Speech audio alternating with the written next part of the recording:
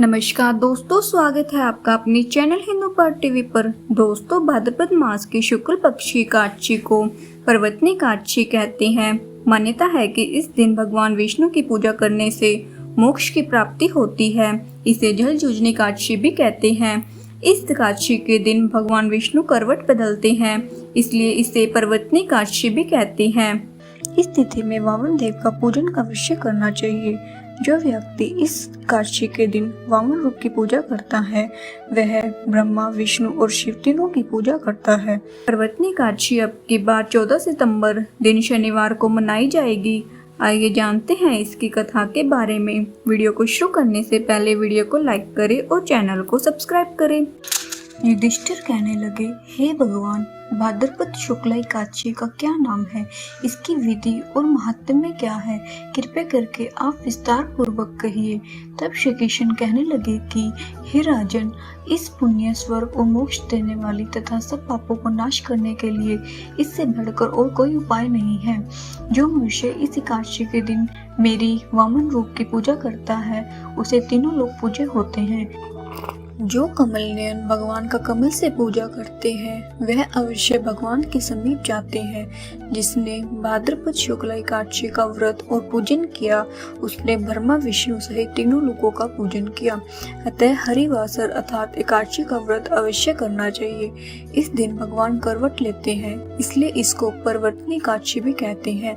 भगवान के वचन सुनकर युधिष्ठिर बोले, भगवान, मुझे अति संदेह हो रहा है कि आप किस प्रकार सोते हैं और करवट लेते हैं तथा किस तरह राजा बलि को बांधा और वामन रूप रखकर क्या क्या लीलाएं की। चातुर्मास के व्रत की क्या विधि है अतः इसके शयन करने पर मनुष्य का क्या कर्तव्य है, सो आप विस्तार पूर्वक मुझसे कहिए।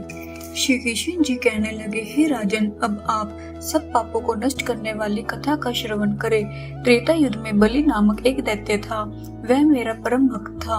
विविध प्रकार के वेद सूक्तों से मेरा पूजन किया करता था और नित्य ही ब्राह्मणों का पूजन और यज्ञ भी करता था। परंतु इंद्र से द्वेष के कारण उसने इंद्रलोक तथा सभी देवताओं को लोगों को जीत लिया।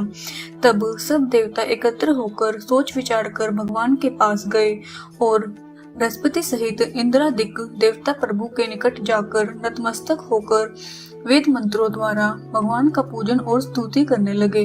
तब मैंने वामन रूप धारण करके 5वां अवतार लिया और फिर अत्यंत तेजस्वी रूप से राजा बलि को जीत लिया। इतनी वार्ता सुनकर राजा युधिष्ठिर बोले कि हे जनार्दन, आपने वामन रूप धारण करके उस महाबली दैत्य को किस प्रकार जीता। श्री कृष्ण कहने लगे, मैंने वामन रूपधारी ब्रह्मचारी बालक ने बलि से 3 पग भूमि की याचना करते हुए कहा, ये मुझको 3 लोक के समान है और हे राजन, यह तुमको अवश्य ही देनी पड़ेगी।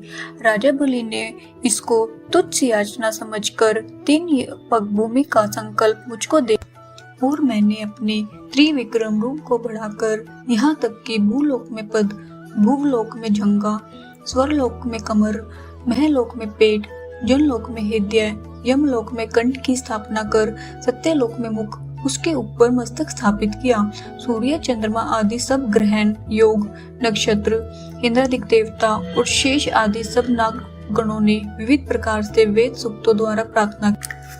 तब मैंने राजा बलि का हाथ पकड़कर कहा कि राजन, एक पग से पृथ्वी, दूसरे से सुअरलोक पूर्ण हो गए, अब तीसरा पग कहाँ रखूं। तब बलि ने अपना सिर झुका लिया और मैंने अपना पैर उसके मस्तक पर रख दिया, जिससे मेरा यह भक्त पाताल को चला गया। फिर उसकी विनती और नम्रता को देखकर मैंने कहा कि हे बलि, मैं सदैव तुम्हारे निकट ही रहूंगा। विरोचन के पुत्र बलि के कहने पर वहां पर भाद्रपद शुक्ला पर्वतनी एकादशी के दिन बलि के आश्रम पर मेरी मूर्ति स्थापित हुई और दूसरे क्षीर सागर में शेषनाग के पृष्ठ पर हुई। हे राजन, इस एकादशी को भगवान शयन करते हुए करवट लेते हैं, इसलिए तीनों लोकों के स्वामी भगवान श्री विष्णु का उस दिन पूजन करना, तांबा, चांदी, चावल और दही का दान करना उचित है। रात्रि को जागरण अवश्य करना चाहिए। जो विधि पूर्वक इस एकादशी का व्रत करते हैं वे सब पापों से मुक्त होकर स्वर्ग में जाकर चंद्रमा के समान प्रकाशित होते हैं और यश पाते हैं। जो मनुष्य इस पाप नाशक कथा को पढ़ते हैं या सुनते हैं उनको 1000 अश्वमेध यज्ञ का फल मिलता है।